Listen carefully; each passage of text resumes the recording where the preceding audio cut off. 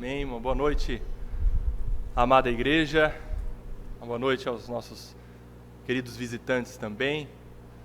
Vamos fazer mais uma oração para que o Senhor nos revele a palavra dele aos nossos corações e que vivamos por meio dela. Vamos orar. Pai, como nós cantamos agora nesta última canção, a tua fidelidade é grande. O Senhor é o Deus Todo-Poderoso, Criador dos céus e da terra, e tem agido conforme lhe apraz. O Senhor age conforme o conselho da tua soberana vontade. Agradecemos por isso. E nesta noite queremos nos render à tua soberania, ao teu controle, ao teu domínio sobre todo o universo, sobre todas as criaturas, sobre as nossas vidas. Nesta noite nos rendemos ao teu senhorio, Senhor. E nos dê corações submissos à tua palavra, obedientes aos teus ensinamentos, às Escrituras. O Senhor é fiel à tua palavra. Que saibamos reconhecer isso, que creiamos cada dia mais que a tua palavra é a verdade, é a tua vontade para nós como igreja, e que vivamos por meio dela, Senhor. O Senhor é fiel à tua palavra, o Senhor é fiel. O Senhor prometeu e o Senhor há de cumprir tudo aquilo que o Senhor prometeu nas Escrituras.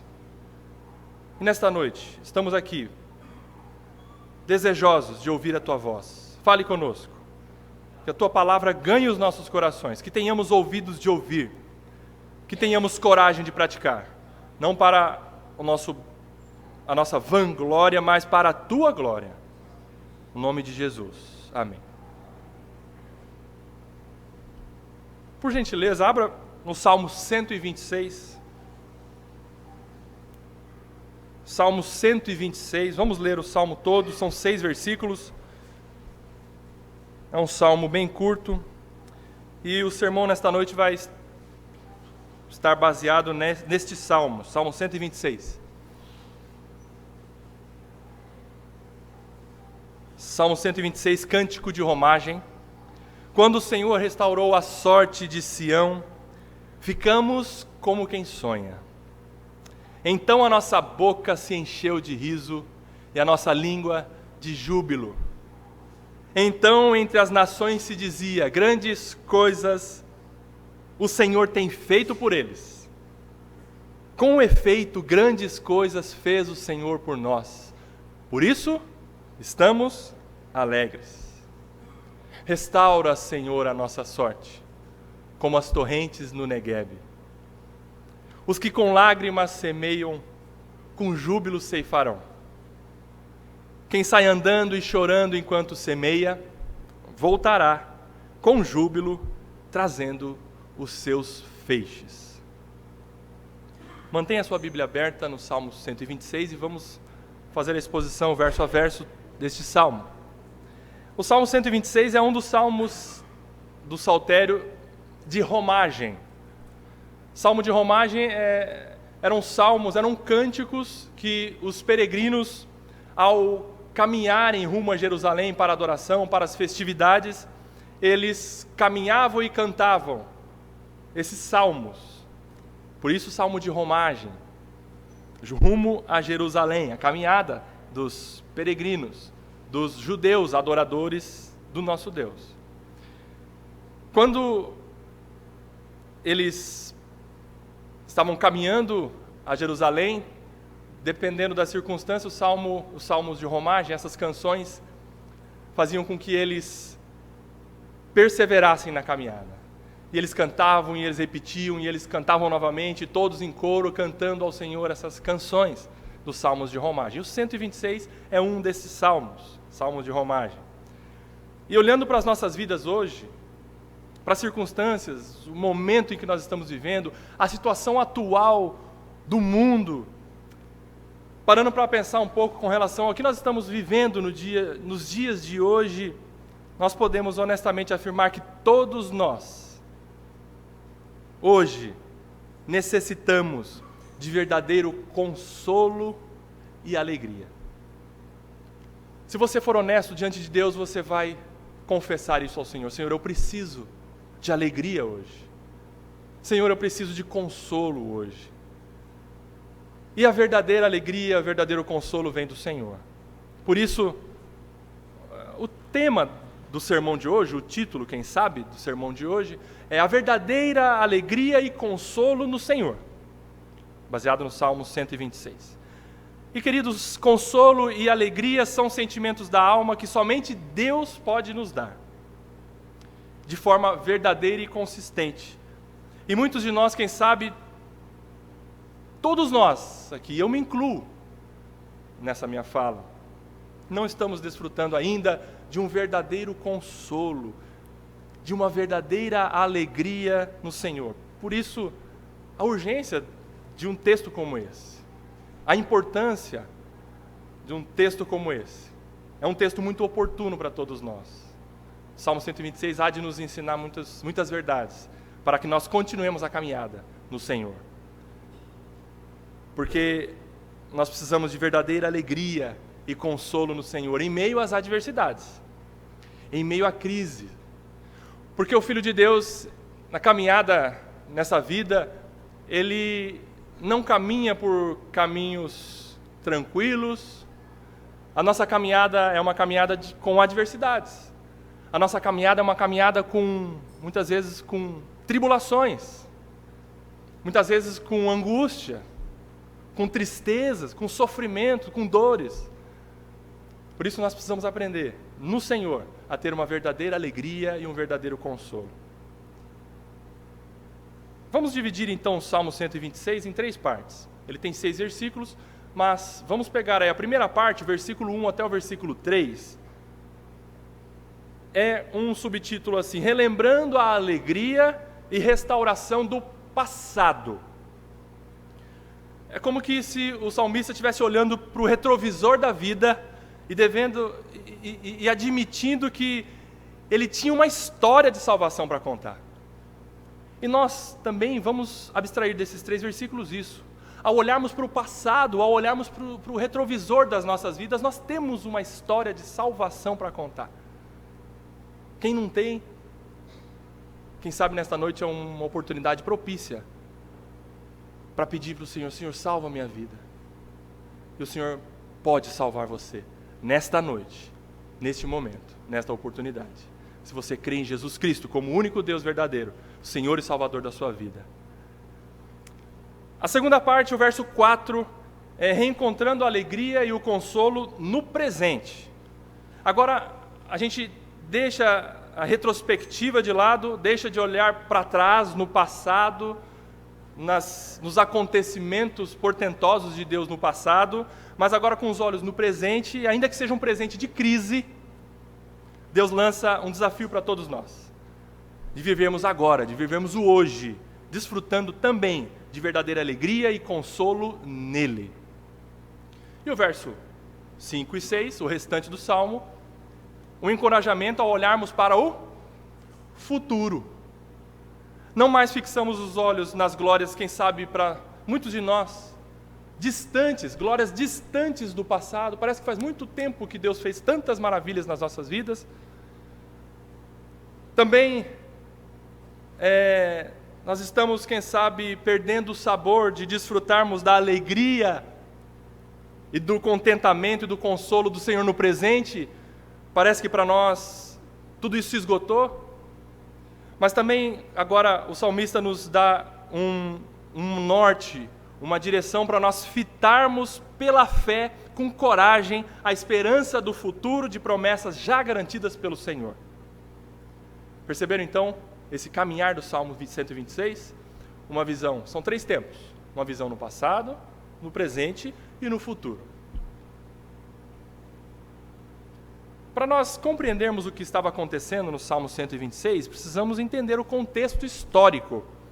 O que estava acontecendo no mundo, principalmente com a nação de Israel, na época em que o salmista escreveu o Salmo 126. Não se sabe quem escreveu o Salmo 126, mas é certo que o Salmo 126 foi escrito depois que o povo de Israel foi libertado do cativeiro babilônico.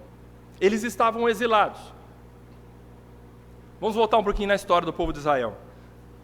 O povo de Israel caminhando pelo deserto, depois da passagem pelo Mar Vermelho, a igreja conhece, Aí o povo de Israel, sob a liderança de Josué, eles entraram na terra prometida, ocuparam uma imensidão de território. O povo de Israel era um povo muito forte, muito guerreiro, e Deus concedeu muitas vitórias ao povo de Israel. E o tempo foi passando, e o povo foi se distanciando de Deus, e o povo foi pecando contra Deus, e Deus, ele disciplinava o povo por diversas maneiras, e aconteceu que Deus então disciplinou. O castigo de Deus para o povo de Israel foi o exílio lá na Babilônia, sob a liderança de Nabucodonosor. Então Nabucodonosor, rei da Babilônia, dominou o povo de Israel e levou o povo de Israel cativo à Babilônia. Eles foram levados de Jerusalém para a Babilônia. Ficou um pouquinho de gente lá em Jerusalém. E em Jerusalém o templo foi destruído, os muros de Jerusalém foram destruídos, a cidade foi devastada pelos babilônicos. E os babilônios eles tinham uma crueldade para com aqueles que eles dominavam. E o povo de Israel foi dominado, foi levado cativo, foi levado como escravo lá para a Babilônia. Homens, mulheres, crianças, jovens, idosos, animais. O Nabucodonosor pegou toda a nação de Israel e levou praticamente todos para o exílio na Babilônia. E lá eles sofreram como escravos. O povo de Deus sofreu como escravo sob o domínio do rei Nabucodonosor por cerca de 70 anos. Porém, Deus soberanamente age na história com misericórdia do seu povo, destrona o rei Nabucodonosor, megalomaníaco, maluco. Deus então tira o rei Nabucodonosor de cena, e mais do que isso, ele prova para, quem sabe, para o mundo inteiro naquela época, que Nabucodonosor era nada perante ele, porque fez Nabucodonosor pastar como um animal. Você se lembra da história? E fez com que uma outra nação mais poderosa do que os babilônios dominassem a Babilônia, subjugassem Nabucodonosor. Os irmãos lembram? A igreja lembra? O rei Ciro da Pérsia, outra nação que despontou como potência na época mundial, dominou a Babilônia, dominou o reinado de Nabucodonosor. E não só isso. O rei Ciro permitiu que o povo de Israel voltasse para a sua terra. O rei Ciro, então, ele assina um decreto libertando, dando alforria ao povo de Israel, para que eles voltassem para a sua nação, para que eles voltassem para suas famílias, para que eles voltassem para a sua terra. Deus soberanamente agiu na história e libertou o povo de Israel do cativeiro babilônico. E não só isso, Deus também fez com que Ciro providenciasse, desse também um suporte logístico para a reconstrução do templo lá em Jerusalém, a reconstrução de Jerusalém, dos muros de Jerusalém. Deu um suporte logístico, material, também deu escolta ao povo de Israel para que eles voltassem para Jerusalém. Era uma viagem de aproximadamente 800 quilômetros, durou meses, quem sabe ano, a volta para Jerusalém. E Ciro, então, sendo regido pelo Rei Supremo do Universo, nosso Deus, permitiu então que Israel voltasse para a sua terra. Foram libertados. Então, Deus permite a restauração do povo de Israel. Eles voltaram para a sua terra.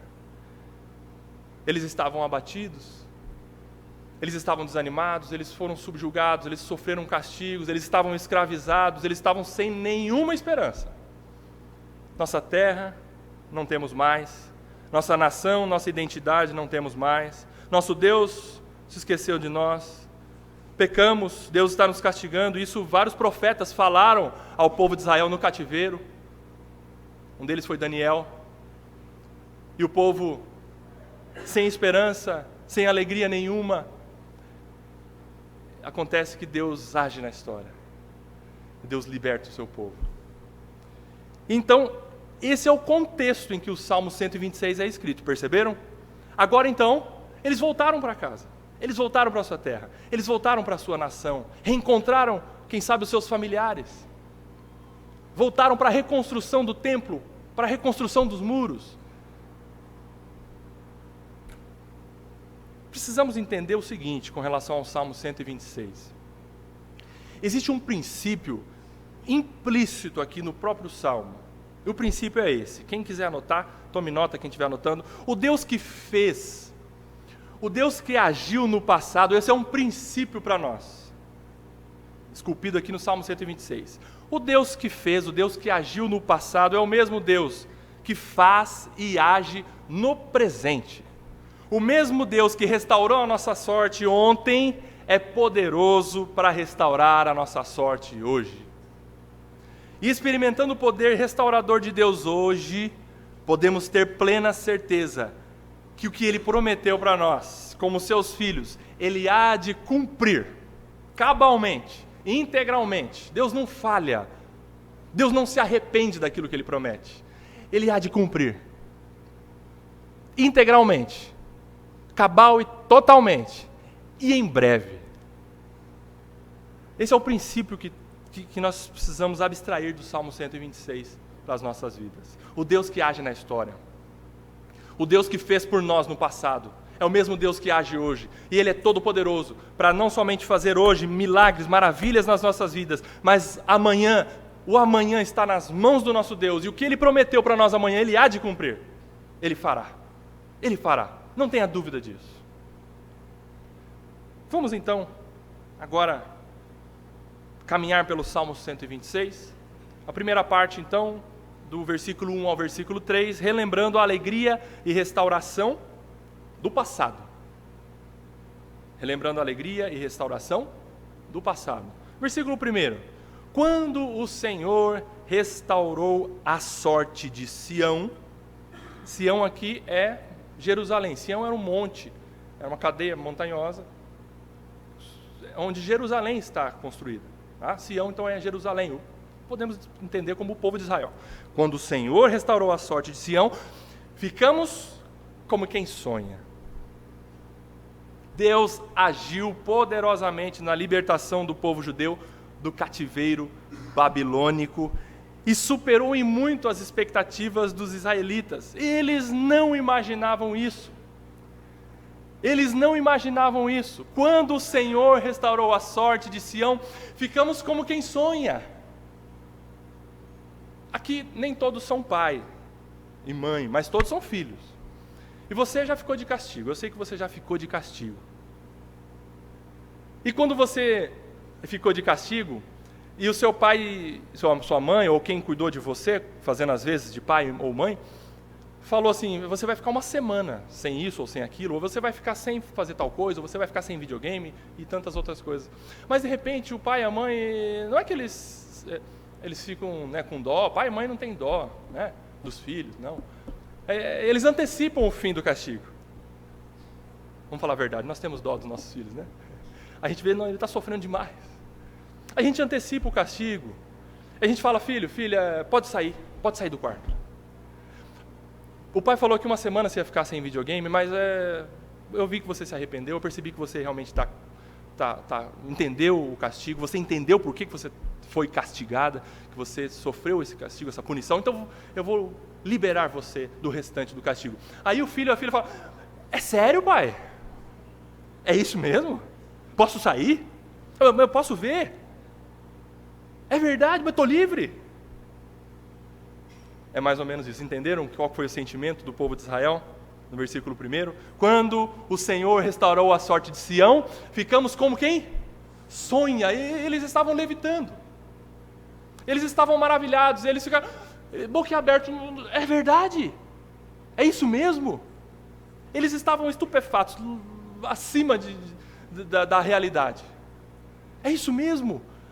O Senhor nos libertou. Quando Deus libertou os israelitas, quando chegou o decreto do rei dizendo, vocês estão livres, vocês podem voltar para suas casas, para suas famílias, para sua nação, eles ficaram maravilhados, como que não acreditando.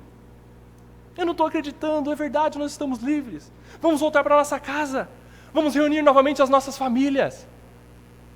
Isso parece um sonho. Me belisca, vai. É verdade. Mas qual que era a situação do povo de Israel cativo lá na Babilônia? Para você ter uma noção bem mais detalhada, nessa noite nós não poderemos ver 2 salmos paralelamente. O Salmo 137, ele vai dizer para você, o salmista ele mostra para você qual era a situação do povo cativo lá na Babilônia. Leia essa semana então, por favor, fica uma tarefinha aqui do Rodrigo para você. Antes de você ler o Salmo 126, repassar o Salmo 126 dessa noite, leia o 137. Depois você volta no 126, você vai ver que, nossa, é verdade, eles ficaram como quem sonha mesmo, porque eles estavam sofrendo muito lá na Babilônia. A situação era a seguinte, eles estavam sem liberdade. Eles estavam sem liberdade. Não é somente você estar restrito da sua liberdade física, quem sabe, mas havia ali eles estavam exilados, eles estavam sendo escravizados, e nós, nenhum de nós aqui presente nesta noite sabe o que é ser escravo. Nenhum de nós. Sabe o que é ser empregado, mas não escravo. Escravo. Eles estavam sem liberdade nenhuma, física, eles estavam sem liberdade nenhuma, religiosa, eles estavam sem liberdade nenhuma de poder estar com seus familiares, as famílias foram desmembradas. Eles eram escravos em terra alheia. Uma coisa também, quem sabe, vamos cogitar aqui, ser escravo, mas escravo na nossa casa. Eu estou sendo escravo, mas eu estou na minha casa, eu não posso sair da minha casa, eu tenho que obedecer às ordens, à tirania de alguém que está me escravizando, mas eu estou na minha casa. Eu estou na minha cama, eu estou com as minhas coisas, eu consigo ainda ter um pouquinho de alegria ou um pouquinho de contentamento. Mas não, eles estavam longe de casa, eles estavam longe da sua terra, longe da sua nação. Longe de casa, com suas famílias desmembradas, pais foram afastados dos seus filhos, maridos foram afastados de suas esposas. Quem sabe por conta de castigos ali na escravidão, Nabucodonosor, que ele era maluco, quem sabe mandou matar filhos, mandou matar pai, mandou matar mãe, mandou matar famílias. Eles estavam sofrendo muito. Eles não cantavam mais, somente se ouvia a sinfonia do lamento, a orquestra do soluço, o coral do choro, o coral do pranto, copioso e agudo. Eles choravam. Se você ler o Salmo 137, você vai abstrair essa realidade do povo de Israel lá na Babilônia. Eles não tinham esperança nenhuma mais, nenhuma. Então Deus liberta o seu povo, então Deus chega soberanamente na história e age, e liberta o povo dele, das agruras do cativeiro. E ao vislumbrarem isso, os judeus declararam, quando o Senhor restaurou a sorte de Sião, ficamos como quem sonha. Quando olhamos para o nosso passado, amados irmãos e irmãs, todos nós que fomos alcançados pelo amor salvífico de Deus, relembramos os maravilhosos feitos do Senhor. Nós um dia fomos alcançados pelo amor de Deus. Nós um dia fomos alcançados soberanamente por um milagre, uma nova vida. Deus nos deu esperança. O dia que o Senhor chegou, quando nós estávamos perdidos, e Ele nos encontrou. Quando nós estávamos mortos, e Ele nos deu vida. Não é a situação de quem estava para morrer, então Deus puxou a mão e salvou a pessoa. Não, nós estávamos mortos. Não havia esperança nenhuma para nós. E Deus nos deu vida. Nós estávamos condenados. O nosso caminho foi traçado diretamente para o inferno. Nós todos estávamos condenados, mas Ele nos justificou. Ele nos deu a justiça de Cristo, seu Filho amado. E por meio de Cristo, Deus mudou a sorte da nossa vida. Nós estávamos caminhando para o abismo. Deus mudou o rumo da nossa história. E agora estamos a caminho do paraíso celestial. Quando éramos inimigos dele, Deus fez assim: você é meu inimigo, agora eu te faço meu filho. Essa é a nossa história. Deus, soberano que é, libertou o seu povo exilado. E Deus libertou, não foi Ciro que escreveu o decreto libertando o povo de Israel. Muitos podem dizer, mas foi o rei, foi Ciro que libertou. Não, foi Deus que usou Ciro Isaías havia profetizado 200 anos antes que Ciro seria servo de Deus para libertar o povo dele. O Senhor pegou a mão de Ciro e fez Ciro assinar o decreto de alforria do seu povo. Da mesma forma, Ele chegou na sua vida e na minha vida, num dia especial, e por graça nos libertou. E quando Deus liberta, verdadeiramente somos livres. Eu não tenho noção do que é isso. Você não tem noção do que é isso. Deus nos libertou maravilhosamente, atos portentosos de Deus na nossa vida, principalmente com relação à salvação. E se você não é salvo ainda, se você ainda não foi ganho, não tem uma nova vida em Cristo Jesus, nesta noite, hoje é um momento, uma oportunidade, quem sabe que Deus pode te dar uma nova vida. Confesse hoje que Jesus Cristo é Senhor da sua vida, que você ama o Senhor, que você não quer mais viver essa vida, e clame a Deus: salva-me, Senhor, eu creio em Jesus Cristo, Ele é tudo para mim, Ele morreu na cruz em meu lugar, e Ele pagou os meus pecados, por isso, Senhor, eu me rendo a Ti nesta noite, e Deus te salva, e Deus ganha a sua vida. A ação de Deus produz alegria também inacreditável, e isso se exterioriza. Versículo 2, olha lá. Versículo 2, então a nossa boca se encheu de riso, e a nossa língua de júbilo. Só essa primeira parte por enquanto. Vejam, antes da libertação, o que havia? Choro amargo, agudo, sem fim. Pós-libertação, alegria, sorriso, júbilo, cântico, entusiasmo. Eles estavam rindo à toa. Eles estavam, quem sabe, batendo nas costas uns dos outros e abraçando. Vamos embora. Vamos embora para casa. Eu não estou aguentando, eu quero ir embora, o Senhor libertou, Ele libertou, que sonho! Alegria interna, formosura externa. A alegria e consolo do Senhor após a libertação fez com que tudo isso irradiasse, exteriorizasse de tal forma que não se podia conter tão intenso júbilo e regozijo. Eles não ficaram somente com alegria interna, mas eles não aguentaram e eles extravasaram isso. A nossa boca se encheu de riso e a nossa língua de júbilo. Nós começamos a cantar de volta. Enquanto no cativeiro nós pendurávamos a harpa no salgueiro, nós não tínhamos motivação nenhuma para cantar, mas o Senhor nos libertou, Ele nos deu uma esperança renovada, e por isso agora podemos jubilar, cantar, louvar ao Senhor. Aleluia, louvado seja Deus.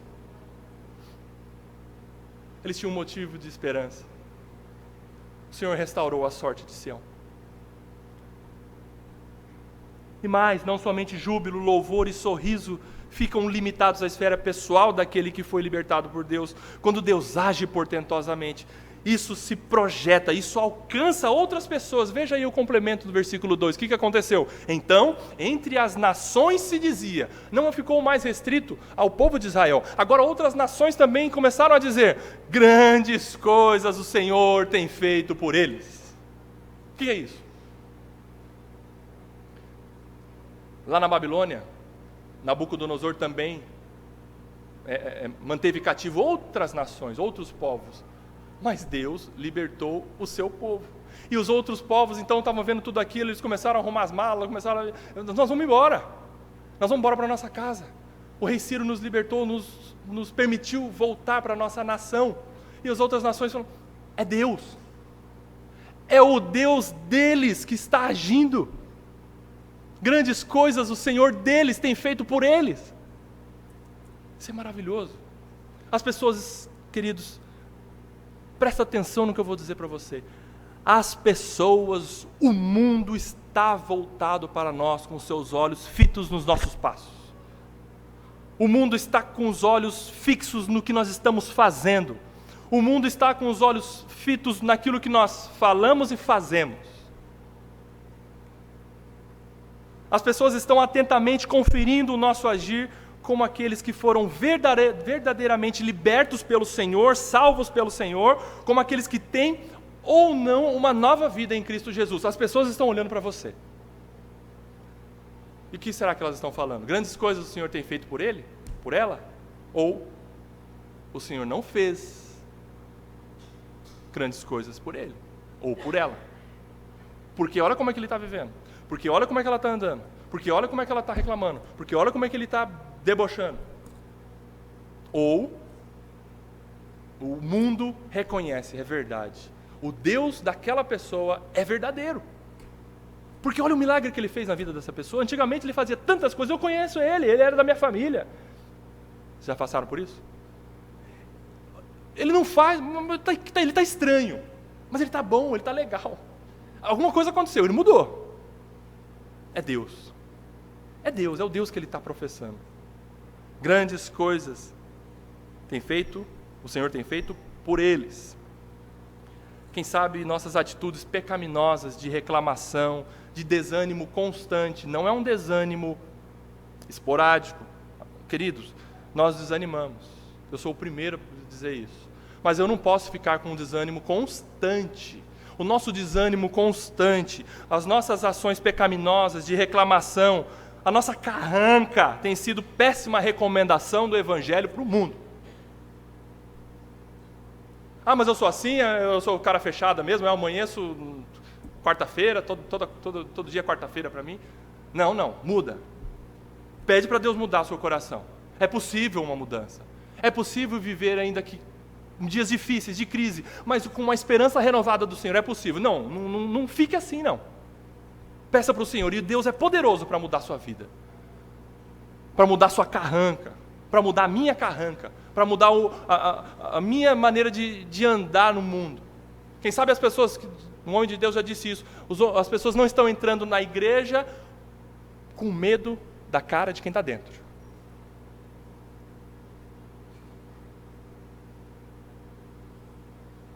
O Senhor é poderoso para mudar as nossas vidas. E Ele já fez, e Ele faz, e Ele fará. Tristeza vem, desânimo vem, abatimento acontece. Mas o Senhor renova as nossas esperanças. O Senhor restaura a nossa sorte. Ele é poderoso, creia nisso, meu amado irmão, minha amada irmã. Ao passo que sempre quando trazemos à memória os grandes feitos do Senhor em nossas vidas, relembrando as maravilhas de Deus realizadas por nós, isso vai produzindo mais e mais convicção e robustecendo a nossa fé, alterando significativamente nossa alegria. O que quer dizer isso? É o versículo 3. Leiam. Com efeito, grandes coisas fez o Senhor por nós, por isso estamos alegres. Queridos, o salmista fez o povo relembrar o passado, as maravilhas, os atos de Deus miraculosos do passado, de libertação, principalmente da alforria do Império Babilônico. E o povo, quem sabe com a fé diminuída, com a fé murcha, com a fé enfraquecida, agora eles puderam dizer assim, é verdade, com certeza, com efeito, certamente, isso é verdade. Grandes coisas fez o Senhor por nós, por isso estamos alegres. Amados irmãos, eles estavam no chão, eles estavam acabados espiritualmente, eles estavam rastejando emocionalmente, mas Deus fez com que eles levantassem e agora, com os olhos na esperança do Senhor, na libertação, eles falam, é verdade, o Senhor tem feito grandes coisas por nós. É verdade. É verdade, eu acredito. Há pouco tempo eu não estava vendo o Senhor agir, nós estávamos cativos aqui, ou lá na Babilônia, mas é verdade, o Senhor é grandioso. É verdade, com efeito, grandes coisas. O Senhor fez por nós, por isso estamos alegres. O motivo da nossa alegria está aí, por isso estamos alegres. Por isso precisamos reconhecer quantas vezes o Senhor tem abençoado as nossas vidas. Amados, faça uma digressão na sua vida, lembre um pouquinho do passado. Quantas bênçãos o Senhor fez na sua vida, na sua família, te dando um lar com aconchego, te dando uma casa para morar, te dando saúde,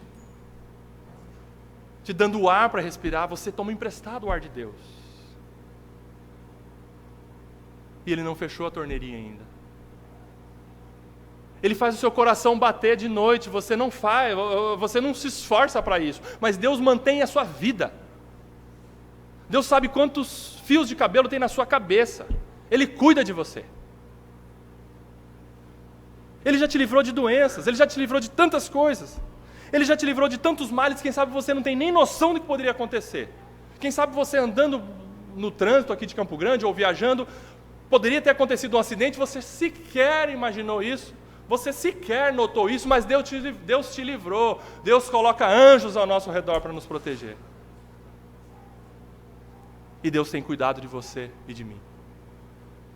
E muito mais do que isso, muito mais do que um Deus providente, o Deus que dá providências, mas antes disso, Deus nos salva. Deus nos dá a vida eterna, Deus nos acolhe como filhos, Deus nos adotou como filhos, Deus escreveu o nosso nome no livro da vida, Ele nos perdoou, Ele nos amou antes que nós fôssemos criados. Deus já sabia, e Deus já havia determinado que iria salvar você antes, não que você veio existir, antes que o mundo viesse a existir, lá atrás. E não porque Ele viu que você creria, não, mas Ele decidiu se salvar. Não é que Ele viu, o Rodrigo vai crer em mim, por isso agora, antes da criação do mundo, eu já vou salvar ele. Não. Não é porque eu fiz, pelo que eu não fiz, mas Ele quis me salvar, Ele quis salvar você. Antes da fundação do mundo. Isso é maravilhoso. É ou não é? Grandes coisas o Senhor tem feito por nós, por isso estamos alegres. O Senhor tem feito grandes coisas, precisamos sempre reconhecer e ser grato por tudo que o Senhor fez por nós. Agora, vamos agora para a segunda parte. Vimos então, nós tivemos uma visão do passado, olhando pelo retrovisor da vida, tomando por base aqui os versículos 1, 2 e 3 que o salmista escreveu, olhando por tudo aquilo que Deus fez no passado. Agora vamos no versículo 4 sobre o presente. Relembramos a alegria e restauração do passado, agora nós temos que refletir um pouco como estamos vivendo no presente. Versículo 4 diz assim: restaura, Senhor, a nossa sorte, como as torrentes no Negueb. Espera aí. No versículo 1, o salmista já não havia dito: quando o Senhor restaurou a nossa sorte, ficamos como quem sonha? Mas por que agora o salmista está pedindo: Senhor, restaura a nossa sorte? Já não restaurou? Por que restaurar de novo? O salmista ora, ele clama no presente, pois passados os anos de euforia, os anos de entusiasmo, os anos de consagração, a vida tomou meio que um ritmo de monotonia. E aí veio o desânimo. E aí veio a falta de esperança. Mas Rodrigo, mas o povo não estava alegre? Estava. Quando eles saíram da Babilônia, estavam. Mas eles voltaram para Jerusalém. Quem sabe nos 800 quilômetros de caminhada, voltando para Jerusalém, já começou a haver desânimo. Já começou a haver briga. Já começou a haver pecado. Já começou a haver: Senhor, não chega. Está chegando? E eles chegaram lá em Jerusalém, eles estavam animados para reconstruir o templo, para reconstruir os muros. Mas a crise veio, no presente, no hoje, e o desânimo acometeu o coração deles. E eles viram a cidade devastada, e eles viram os muros derribados. Isso foi na época de Neemias, também do escriba Esdras. Você pode também ler o livro de Neemias, Esdras. Quando o povo voltou do exílio da Babilônia, eles passaram então a reconstruir o templo, os muros de Jerusalém, mas o povo estava desanimado com a reconstrução do templo e dos muros.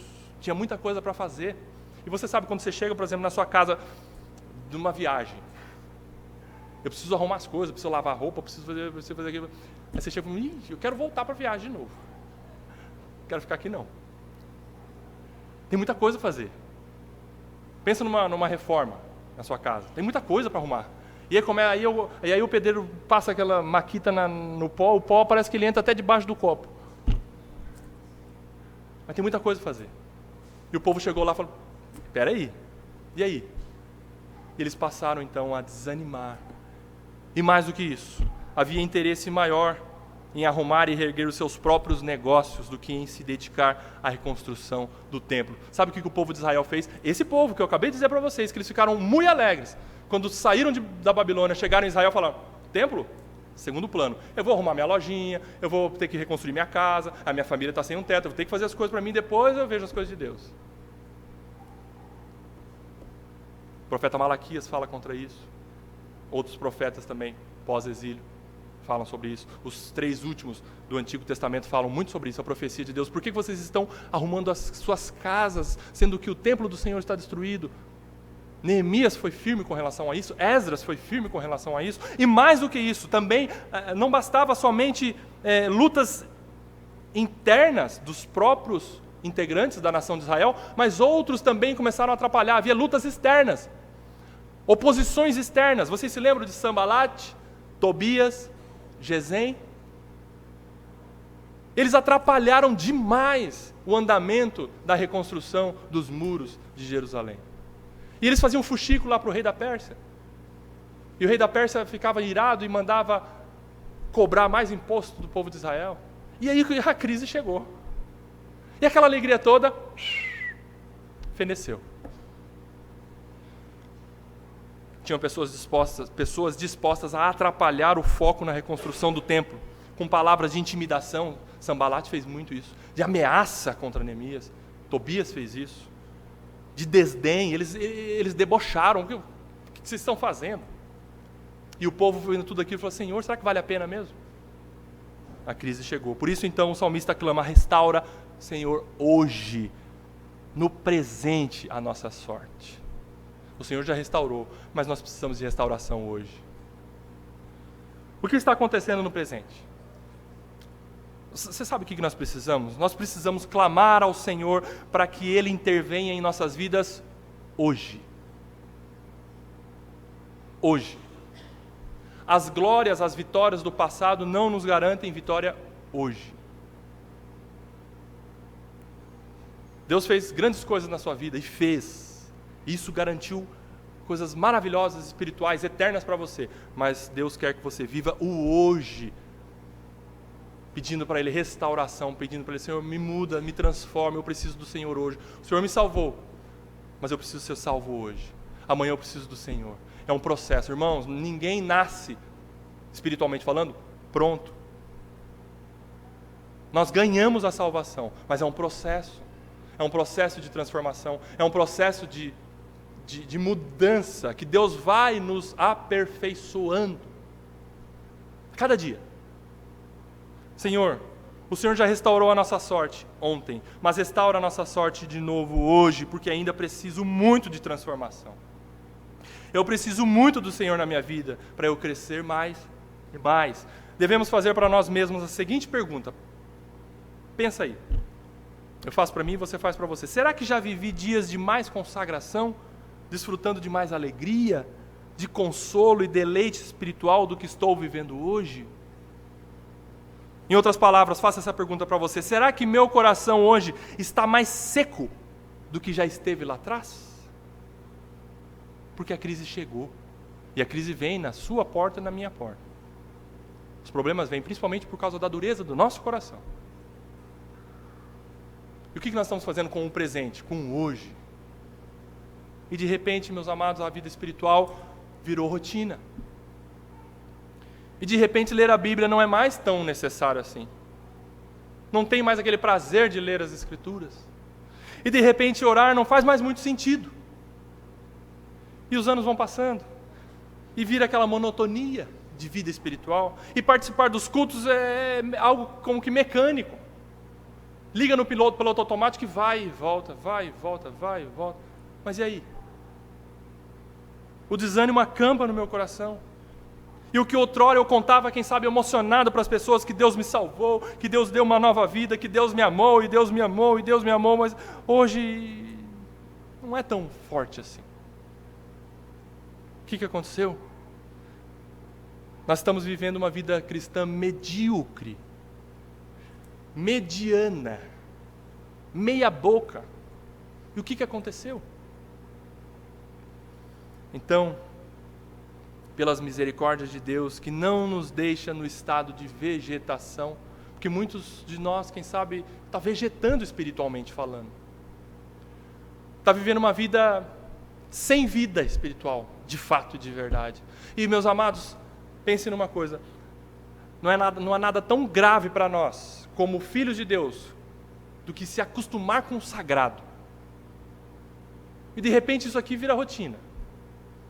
E de repente isso aqui não tem sabor nenhum mais para nós. E de repente isso aqui não tem valor nenhum mais para nós. Congregar, ler a Bíblia, eu vou porque eu tenho que ir.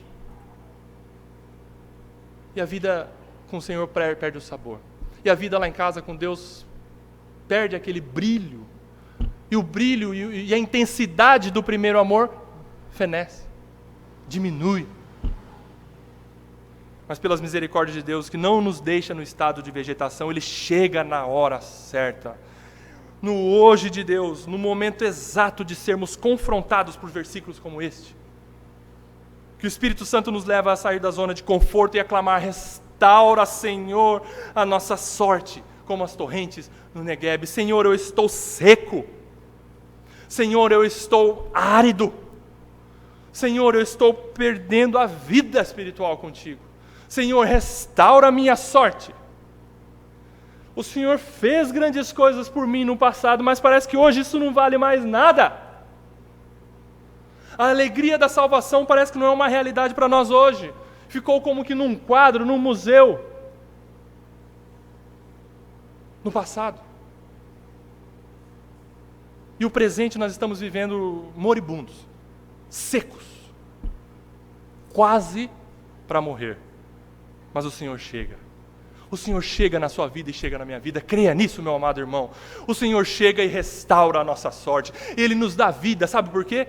Como as torrentes no Neguebe. E o que é essa analogia? Vocês sabem o que é isso? O salmista, com a sabedoria que Deus deu a ele para escrever isso, ele fez essa analogia tão bela. Neguebe é uma região deserta da Judéia, fica ao sul da Judéia. E não é um simples deserto, é o deserto mais extenso da Judéia, uma região desértica. E nele, grandes períodos de tempo, aparecem leitos dos rios, leitos secos de rios e riachos. Um deserto em que, vez por outra, tem um riachinho que tem água lá, mas a grande maioria do tempo, o leito, a calha do rio, do riacho, fica seco, fica quebradiço. E em torno do Neguebe, desse deserto, há inúmeras encostas montanhosas. Em torno do Neguebe tem morrarias enormes, extensas, por quilômetros, em volta do deserto do Neguebe. E o que acontece? Deus, em determinados períodos, manda a chuva para que precipite no topo das montanhas. E essa chuva vem. E Deus faz com que chova lá no topo das montanhas. De repente essa água começa a inundar os rios, os riachos, os meandros daquele deserto do Neguebe. E as águas vêm como uma torrente e inundam todo aquele deserto que outrora era seco. E Deus então faz com que ele reverdeça de novo. Tenha vida de novo. E ali os animais passam a tomar água de novo. E ali as árvores passam a dar frutos de novo.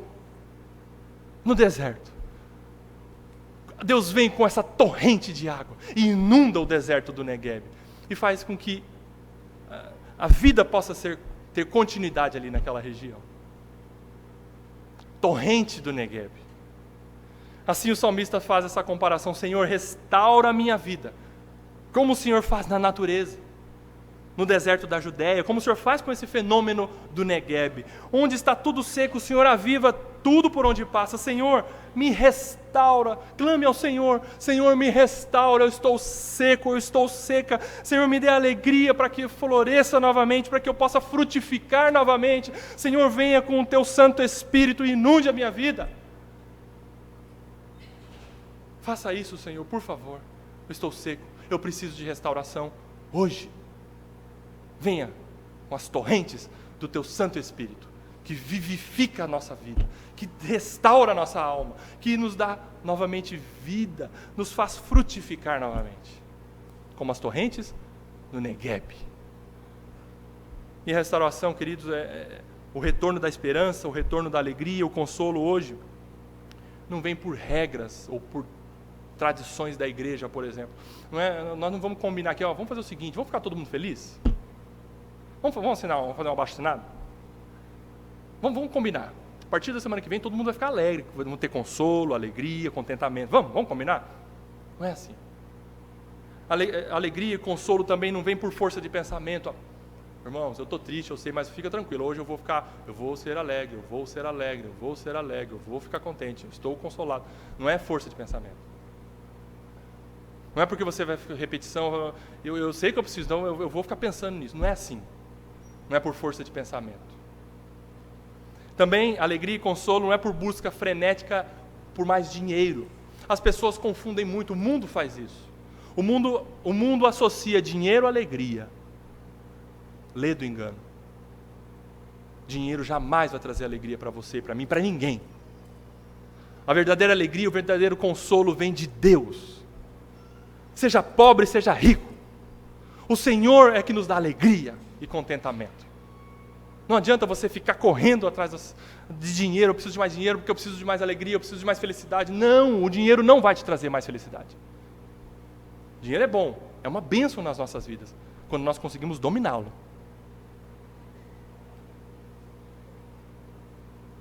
Mas essa busca frenética por dinheiro, para que haja contentamento no meu coração, eu jamais vou conseguir. Vai ficar um vazio do tamanho de Deus dentro do meu coração, que só Ele pode ocupar. Mas a restauração vem do Senhor Todo-Poderoso, aleluia. E de repente o Senhor chega, e de repente através das chuvas torrenciais do seu Espírito Santo vivificador, Ele inunda os vales áridos das nossas almas. Ele inunda. E não é você que vai... Senhor, eu quero ficar um pouco mais triste porque as pessoas estão olhando para mim, agora estou sendo notado. Tem gente que precisa disso para ser notado. Uma falsa tristeza, uma falsa contrição. Mas quando você está triste, verdadeiramente triste, e pede para o Senhor, me restaura a minha sorte. O Senhor vem. O Senhor vem. E Ele inunda os meandros da sua vida. E Ele faz do vale seco um manancial. Aleluia, louvado seja Deus. Porque nosso Senhor, Ele é fiel. Nosso Senhor, Ele é fiel à sua palavra. O profeta Isaías, no capítulo 44, de 2 a 4, diz assim, palavra do Senhor, assim diz o Senhor que te criou e te formou desde o ventre, e que te ajuda. Não temas, ó Jacó, servo meu, ó amado, a quem escolhi. Porque derramarei água sobre o sedento, e torrentes sobre a terra seca. Derramarei o meu espírito sobre a posteridade, e a minha bênção sobre os teus descendentes, e brotarão como a erva, como salgueiros junto às torrentes, das correntes das águas. Aleluia, o Senhor vem, e a palavra do Senhor, e Ele age, e Ele faz, e Ele é todo poderoso. Creia nisso, meu amado irmão. Se você está num momento de tristeza, de aridez, de sequidão da alma, o Senhor vem, o Senhor vem. Como precisamos crer verdadeiramente nisso, porque nosso Deus é o mesmo Deus que fez maravilhas e faz hoje. E é fiel, como nós cantamos, que a fidelidade do Senhor é grande. Ele é fiel para fazer tudo o que prometeu a nós. E Ele fará. E Ele fará.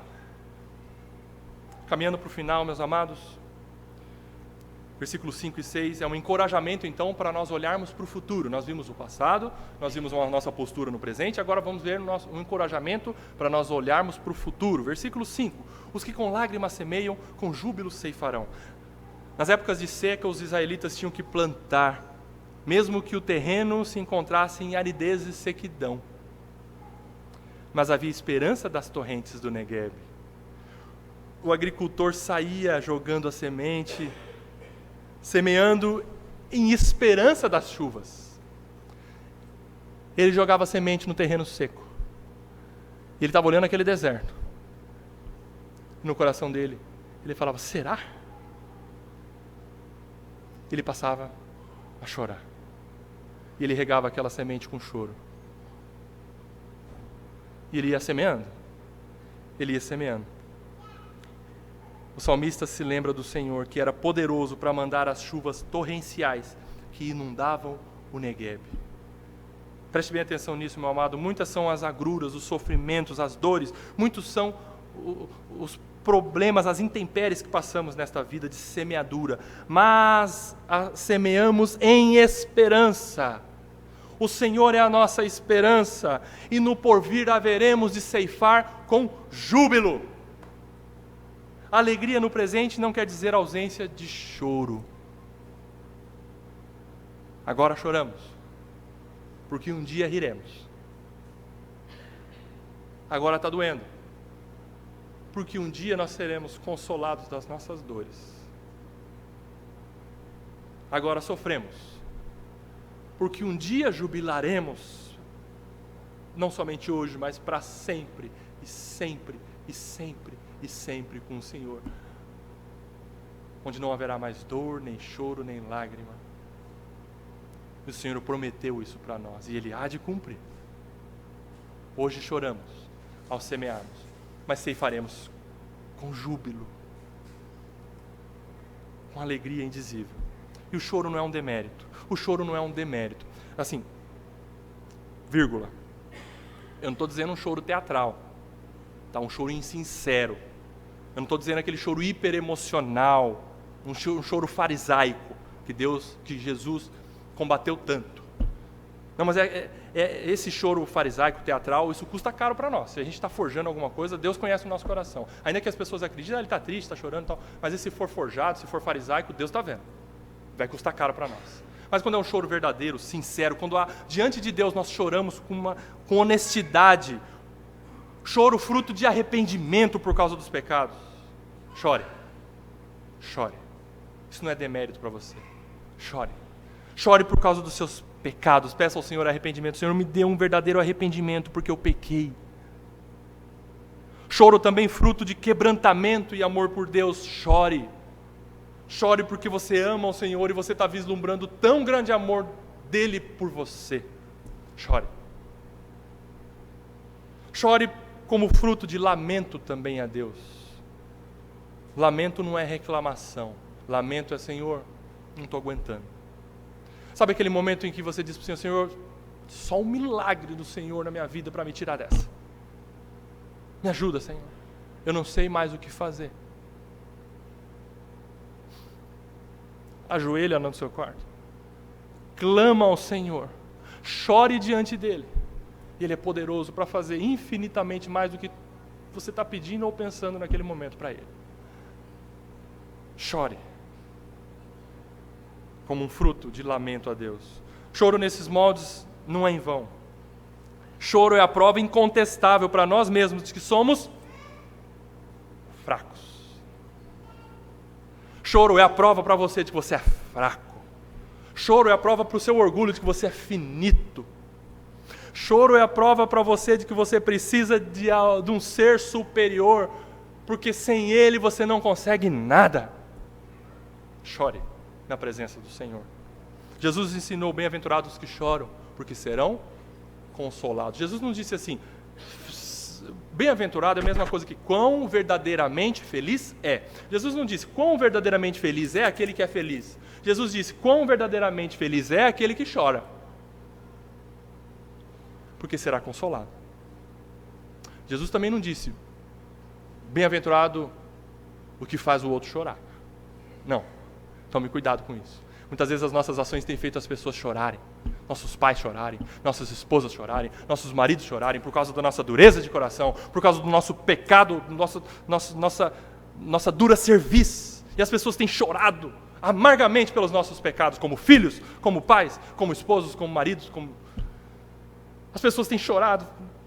Esse meu filho, essa minha esposa, esse meu marido, esse meu irmão, esse meu amigo tem me dado tanta angústia porque ele tem pecado. Ele tem se distanciado do Senhor. Mas bem-aventurado aqueles que choram como contrição pessoal diante do Senhor. O choro de arrependimento traz cura. Aqueles que se chegam a Deus assim, quebrantados, carentes de sua graça, encontram uma fonte de consolo no Senhor. Depois do choro vem a alegria. Eu quero dizer para você o seguinte, nós não ficamos, e diz o Senhor que nós não ficamos sempre chorando. O choro tem um fim. A alegria vem pela manhã. O choro não dura a vida toda. A noite escura da alma é interrompida pela luz da manhã. Sempre depois da dor, vem o refrigério. Creia nisso. Quando buscamos em Deus o nosso consolo e alegria. Eu gosto de uma música do Kleber Lucas que diz, eu sei que para além das nuvens o sol não deixou de brilhar, ainda que a terra escureceu. O sol da manhã. O nosso Senhor está ali, ainda que no momento nós estamos passando por névoas, por escuridade, não estou vendo nada, Senhor, eu estou ficando muito angustiado com essa situação que eu estou passando, mas eu creio que o Senhor está além de tudo isso, eu creio que o Senhor está no controle de toda essa situação, E o Senhor nos dá consolo. Não se envergonhe de chorar, envergonhe-se de pecar. Corre-se de vergonha por pecar, mas não se envergonhe de chorar, não. Mas chore um arrependimento sincero na presença de Deus. Versículo 6, então, para caminharmos para o final. Versículo 6, quem sai andando e chorando enquanto semeia, voltará com júbilo, trazendo os seus feixes. Em outras palavras, Senhor, o nosso trabalho de semeadura aqui nesta terra é agora feito com lágrimas, mas voltaremos com júbilo, trazendo a abundante colheita da obra do Senhor. Estamos vivendo um dia após o outro. Eu tenho dito, nada como um dia após o outro. Hoje foi com dor, mas vamos fazer a nossa semeadura. Vamos viver, vamos continuar a obra do Senhor. Vamos viver para o Senhor hoje. O Senhor é fiel. Vamos amar o Senhor hoje, ainda que seja com dor, com luta, como Jó. Jó viveu hoje. Ele semeou em choro, em lágrima, em pranto, mas depois ele colheu com júbilo. Amados, prestem atenção no seguinte. Nós não podemos parar e chorar. O que o salmista diz? Quem sai? Andando e chorando. A vida do crente é com luta, sim, é com choro, sim, é com angústia, sim, mas jamais pode ser estacionária. Nós andamos chorando e nós choramos andando. Não pare no caminho. Continue. Lance a semente. Chore, mas continue. Ainda que dê ainda uma diminuidinha no passo, mas continue. Vai andando. Quem sai andando e chorando, enquanto semeia, voltará com júbilo, trazendo seus feixes. Não pare.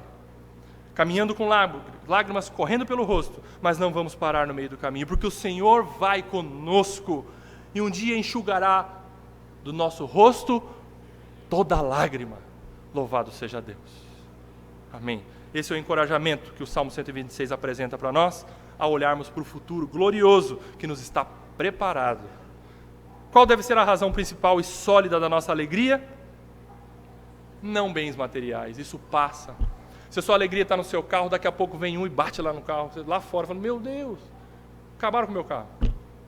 Se a sua alegria está na sua casa, de repente vem uma tempestade, acaba com a sua casa. Se a sua alegria é o seu emprego, daqui a pouco você pode perder. Se a sua alegria é a sua carreira profissional, daqui a pouco você perde. Se a sua alegria são pessoas, as pessoas vão embora. Se a sua segurança nessa vida tem sido seus pais, tem sido seu cônjuge, um dia eles passarão. Um dia eles vão embora. Se a sua alegria tem sido sua família, a sua família um dia vai acabar. E quem sabe seja a vontade do Senhor para a sua vida, para a minha vida, vivermos sozinhos o resto das nossas vidas. Sozinho que eu digo, sem mais os nossos familiares. E aí? A principal razão e sólida da nossa alegria deve ser o que Deus já fez por nós e aquilo que Ele já nos deu por promessa. Nós vivemos altaneiramente. Nós vivemos olhando para o futuro, nós vivemos crendo no presente e nos regozijando e nos alegrando por tudo que já Deus fez por nós. É Deus, a nossa esperança é Deus, a nossa vida é para Deus. Deus é a razão da nossa vida. Deus é que nos satisfaz plenamente, nada mais nos satisfaz. Lições importantes para nós então. Deus nos libertou de um cativeiro muito pior do que o cativeiro político da nação de Israel, muito pior. Em Cristo Jesus, Deus nos libertou da escravidão do pecado. Quando Ele nos perdoou as nossas ofensas, Jesus Cristo nos libertou do cativeiro de Satanás, do império das trevas. Deus transportou as nossas vidas para o reino do Filho amado do seu coração. Nós somos súditos do reino de Jesus Cristo. É algo que eu e você ainda não temos uma noção plena do que é isso. É grandioso demais. É maravilhoso demais. E isso deve ser o motivo de sonharmos, de rirmos, de regozijarmos, ainda que vivamos em meio a um sistema mundano absolutamente mau, com pessoas ferozmente desejando atacar a sua fé. Mas a nossa vida é para o Senhor. O Deus Todo-Poderoso do passado é o mesmo Deus de hoje, que transforma o choro amargo em alegria inexplicável, transforma o lamento em júbilo. Nós vivemos abatidos, Nós vivemos muito desanimados, com um desânimo constante, porque nós nos esquecemos disso. As maravilhas que Deus pode fazer hoje, quem sabe nesse momento na sua vida. Por conta de uma palavra como essa, reaquecendo o seu coração frio, fortalecendo as suas pernas que estão cambaleantes na caminhada, dando a você um renovo na sua esperança, vivificando a sua vida. Hoje é o dia do Senhor, e Ele é poderoso para fazer isso, hoje. Por isso, então, a nossa jornada nesta vida é uma semeadura audaciosa para desfrutarmos de uma colheita gloriosa, agora e muito, muito maior, incomparavelmente maior na eternidade. Nós desfrutamos hoje já dessa semeadura. Desfrutamos sim, é possível. E muito, muito, muito mais na eternidade. Nós vamos viver com o Senhor e lá vai ser maravilhoso demais para nós. Vai ser maravilhoso demais para nós. Esses dias a Bianca perguntou, mas pai, e aí, o que nós vamos fazer? Nós vamos adorar a Deus. Lá não vai ter o ano 37.249. Ei, pessoal, está passando tempo, hein? Não vai ter tempo mais. Lá nós vamos adorar e adorar e adorar a Deus e nós não vamos ter tempo. Vai acabar o tempo. E a nossa esperança é viver para sempre, a eternidade com o Senhor. Essa é a nossa esperança. E o Senhor nos prometeu isso, já nos deu esse galardão, esse presente. Já nos deu. A você que crê em Jesus Cristo como seu Salvador e Senhor. Então que clamemos como igreja nesta noite. Deus Todo-Poderoso, o Senhor restaurou a nossa sorte, libertando as nossas vidas da condenação eterna. Mas, Senhor, restaura a nossa sorte para que ainda vivamos com lágrimas no rosto, todavia cremos que a colheita com júbilo é certa, porque o Senhor está conosco hoje. Aleluia. Que o Senhor nos ajude nesta caminhada, restaurando a nossa sorte. E andemos chorando. E choremos andando, mas não paremos no meio do caminho. O Senhor é conosco. E Ele há de completar a boa obra que Ele já começou na sua e na minha vida. Amém. Vamos orar. Senhor, que a Tua palavra realmente aqueça os nossos corações gélidos nessa noite. Que o Senhor realmente nos vivifique através da Tua palavra, nos dando arrependimento do nosso coração duro, nos dando, Senhor, uma contrição de espírito tal que reconheçamos que estamos frios, distantes, desanimados ao extremo, estamos sem prazer no Senhor, não estamos mais lembrando dos portentosos atos do Senhor no passado por nós, não estamos mais vendo o Senhor agir hoje, e sequer estamos tendo esperança no futuro com o Senhor. Reaqueça o nosso coração, fortaleça a nossa fé, Senhor. Venha, Senhor, restaura a nossa sorte. Inunde com a torrente do Teu Espírito Santo vivificador as nossas vidas nesta noite, fazendo tudo reverdecer novamente. No nome de Jesus. Amém.